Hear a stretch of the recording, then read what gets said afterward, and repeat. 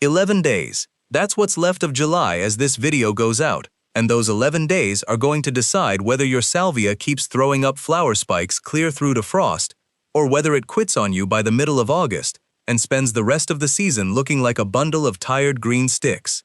I've watched it happen both ways for more than 40 years, and the difference almost never comes down to luck, or the weather, or the variety you bought. It comes down to a handful of small decisions gardeners make in the last week of July, and the frustrating truth is that the instincts most of us carry into the garden this time of year are exactly backwards for this one plant. I'm John Sam. This is Seniors Gardening Advice, and in the next few minutes I'm going to walk you through the last week of July checklist my salvias get every single year, and the mistakes I see in gardens up and down this country that quietly guarantee weaker blooms from August onward. If you're new here, do me a favor and drop your state or your growing zone in the comments before we get going. Salvia care in late July looks completely different in Minnesota than it does on the Gulf Coast, and I read every single comment so I can point you in the right direction. And if you find even one thing in this video that saves your salvia this season, the subscribe button is free, and it keeps this kind of plain-spoken gardening advice coming every week. Let's get into it. Task number 1. Get your watering under control before August heat arrives. If you only do one thing from this whole video in the days remaining this month, make it this one, because more salvias die in late July and early August from the hose than from anything else in the garden. Here's the thing you have to understand about this plant. Salvia did not evolve in a rich, moist meadow. Its ancestors come from dry, sunny, gravelly places, and the roots of that plant are built for soil that dries out between drinks. When we treat salvia like a thirsty annual, keeping the ground evenly damp all through the hottest weeks of the year, we're not helping it. We're slowly suffocating the roots and inviting rot, and rot is the #1 killer of salvia in home gardens, bar none. The rule is simple, and I want you to practice it this week so it becomes habit before the real furnace heat of August lands. Push your finger into the soil next to the plant, down about 1 to 2 inches. If it feels damp at all, walk away. Don't water. Come back tomorrow and check again. Only when that top layer is fully dry do you water, and when you do, water deeply and slowly at the base of the plant so the moisture soaks all the way down into the root zone. Then leave it completely alone until that top inch or two dries out again. Now, why is late July the danger window? Because heat stress and overwatering produce almost identical symptoms. A salvia wilting in 95-degree afternoon sun looks exactly like a salvia drowning in wet soil. The leaves droop, the plant sags, the whole thing looks desperate for a drink. And 9 gardeners out of 10 see that wilt, feel that heat, and reach for the hose without ever checking the soil. If the ground underneath is already moist, that extra water is the very thing pushing the plant toward root rot. An established salvia can shrug off a real dry spell and bounce right back. What it cannot survive is sitting in saturated soil during the hottest, most humid stretch of the year, which is precisely what the end of July and the start of August delivers in most of the country. One more detail while we're on this. Water in the morning, not the evening. Foliage that goes into a warm, humid night wet is an open invitation for disease, and we'll talk about exactly which disease in a few minutes. Morning watering at the base of the plant gives everything time to dry before nightfall. So here's your homework for this week. Next time your salvia wilts in the afternoon, check the soil before you touch the hose, and tell me in the comments what you found down there. I'd bet good money more than half of you find damp soil under a wilting plant. Task number 2. Do a midday sun audit. While July light is still here, this next task takes 10 minutes, and it catches a problem that fools even experienced gardeners, because the problem creeps up so gradually you never see it happen. Salvia is a full-sun plant, plain and simple. The common border varieties need a bare minimum of 6 hours of direct light a day, and several of the popular ones, including autumn sage and Mexican bush sage, honestly perform best with closer to 8. When a salvia isn't getting that light, it tells you in ways that show up strongest in mid to late summer.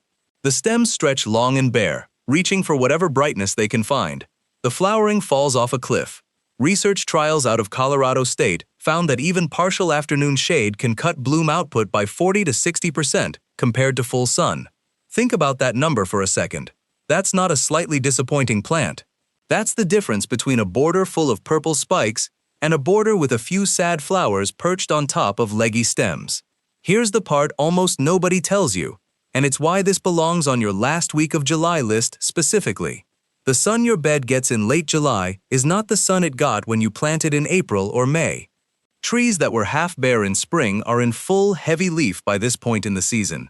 A neighbor's maple, your own fruit trees, even a tall stand of perennials nearby can be casting 3 or 4 hours of shade onto a spot that was blazing full sun on planting day. You planted correctly. The garden changed around your plant, so the audit is this. Sometime in the coming days, walk out at noon and again around 3 in the afternoon and actually stand there and look at how much direct light is landing on your salvia. Not what you remember from spring, what's actually happening in front of you. If the plant is sitting in shade for a chunk of the afternoon and it's stretched and stingy with flowers, you've found your answer, and no amount of fertilizer or water will fix it. Make a note, and this fall, when temperatures cool, that plant gets moved to a sunnier home. Salvia transplants beautifully in autumn, and next summer, you'll get the plant you thought you bought. If a leggy, sparse salvia has been driving you crazy, and this just explained it, tap that like button so I know this landed for somebody. Task number 3. Deadhead the right way and put the shears down. By the last week of July, a lot of salvias have finished their first big flush and are looking a bit spent. Faded spikes, browning flowers, and a gardener standing over the plant, wondering whether to cut the whole thing back hard and let it start over. Please don't, not in midsummer. Let me explain the difference between deadheading and shearing, because it costs people weeks of flowers every single year. Deadheading is precise. You take each spent flower spike and follow it down the stem to the first set of healthy leaves, or to a little side shoot you can see forming in the leaf joint, and you cut just above that point.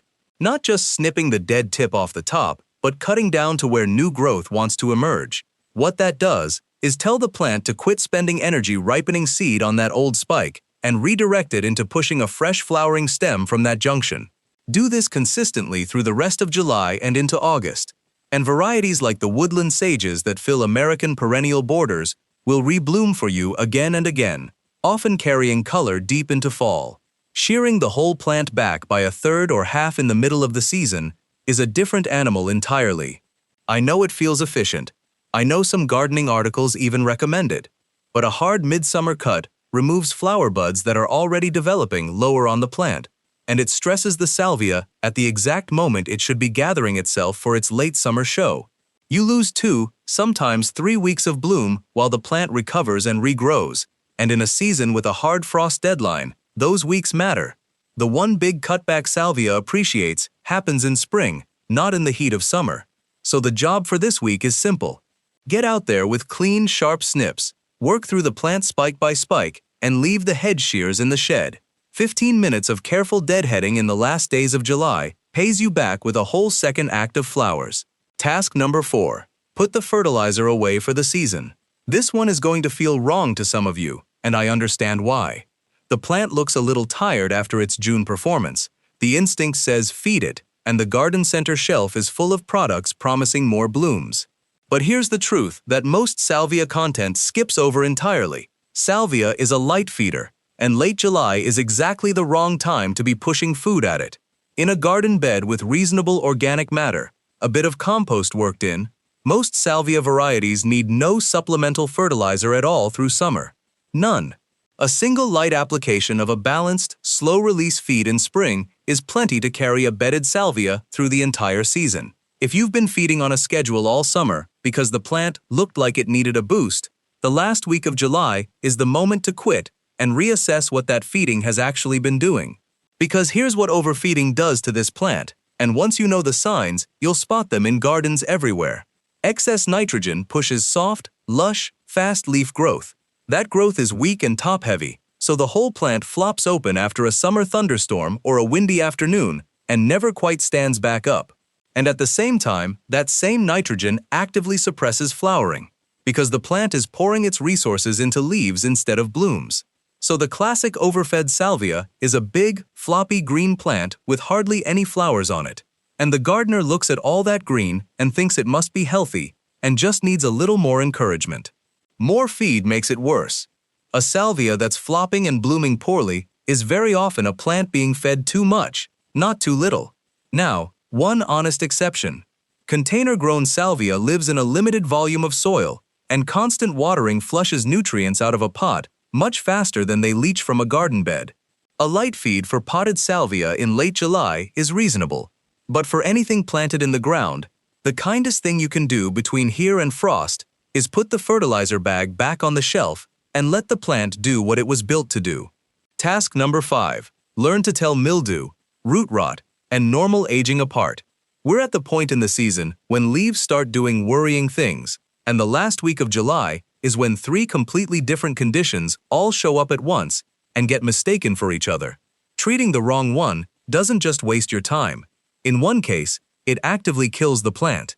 So let's sort them out properly, because I promise this is simpler than it sounds. First, powdery mildew. This shows up as a grayish-white, dusty coating sitting on top of the leaves, like someone shook flour over the plant. It thrives in exactly the conditions late July provides: heat, humidity, and still air trapped inside dense summer growth. The cure isn't a miracle spray, it's airflow and dry foliage. Make sure plants have breathing room between them. Always water at the base instead of over the top. And if the coating is already there, a simple homemade mix of baking soda in water sprayed on the leaves will knock back a mild case. For anything more stubborn, horticultural oil does the job. But circulation and dry leaves are the real long-term fix. Second, root rot, and this is the dangerous one. It looks nothing like mildew. Instead of dust on top of the leaves, you see yellowing that starts at the bottom of the plant and works upward, and the whole plant looks weak, limp, and lifeless rather than just dirty. The cause is water sitting around the roots, which brings us right back to task number 1. If you're seeing yellow lower growth and the soil has been staying damp between waterings, rot is likely already underway. The response is to quit watering immediately, let the soil dry hard, and improve drainage if you can. The fatal mistake is looking at that limp, yellowing plant, deciding it's thirsty, and pouring on more water. That decision finishes the plant off. Third, plain old aging, which needs no treatment at all. A vigorous, blooming salvia, dropping a few yellow leaves down at its base in late summer, is just the plant recycling old foliage while it pushes new growth up top. If the plant is otherwise strong and flowering, leave it be. Don't spray a healthy plant for a disease it doesn't have. Dust on top means mildew, fix the airflow. Yellow from the bottom with wet soil means rot, cut the water. A few old leaves on a thriving plant means nothing at all. If nobody has ever laid those 3 out for you side by side before, a like on this video helps more folks find it. Task number 6. Do one pest walk, then relax. While you're out there deadheading this week, give each plant a 30-second inspection, and let me set your expectations honestly. Salvia has fewer pest problems than almost anything else you grow. The aromatic oils in the foliage that make sage smell so good are the same compounds that make deer, rabbits, and most insects leave it alone. So this task is a quick check, not a battle plan. Aphids sometimes cluster on soft new tips, and here's the interesting part: they show up most on plants that have been overfed, because that tender, nitrogen-driven growth is exactly what they love. In most gardens, ladybugs and lacewings clean up an aphid patch within days without you lifting a finger. If a cluster is heavy, a hard blast of water from the hose knocks them off. Done. Spider mites are the one pest tied directly to summer heat. They flourish on drought-stressed plants, so if you spot fine webbing and leaves that look faded and stippled with tiny pale dots, the fix is usually a modest increase in watering frequency to relieve the stress, not reaching for a spray bottle first. Whiteflies and spittlebugs turn up occasionally too, and on an established salvia, they rarely do damage worth worrying about. Insecticidal soap or neem oil, applied in the cool of the evening, handles anything genuinely persistent. The big idea to carry with you is this: a pest outbreak on salvia in late summer is almost always a symptom of some other stress, usually too much fertilizer or too much drought, rather than a standalone invasion. Fix the underlying condition, and the pests generally fix themselves. Task number 7. Know which salvia you're actually growing. Here's the final task, and it changes how strictly you apply everything else I've said. Not all salvias play by the same rules, and the last week of July punishes different varieties in different ways. If you're growing the hardy woodland sage types, The compact purple-spiked varieties like Maynite and Caradonna that anchor perennial borders across the northern half of the country, you have the most forgiving plant of the bunch. These bloom hard through early summer and rebloom reliably with the deadheading we covered, and they tolerate an occasional watering mistake. If you're growing autumn sage down in Texas or along the Gulf, you're holding a plant that despises wet feet and humid heat more than almost anything alive. Combined humidity and soggy soil in late July will take one out faster than any winter freeze. Sharp drainage is everything for that plant. And if you've got Mexican bush sage, the velvety one that puts on its big purple show in fall, understand that its whole performance depends on the sun and drainage it's getting this very week. Full sun, gritty, well-drained soil, restrained water, and it rewards you with an autumn display worth waiting all season for. If you're not certain which type is in your garden, snap a photo, take it to your local nursery or extension office, and find out this week, because that single piece of knowledge tells you how careful you need to be with the hose. Your last week of July checklist. Before you head out to the garden, here it all is in one pass. Water deeply only when the top inch or two of soil is bone dry, always in the morning, always at the base.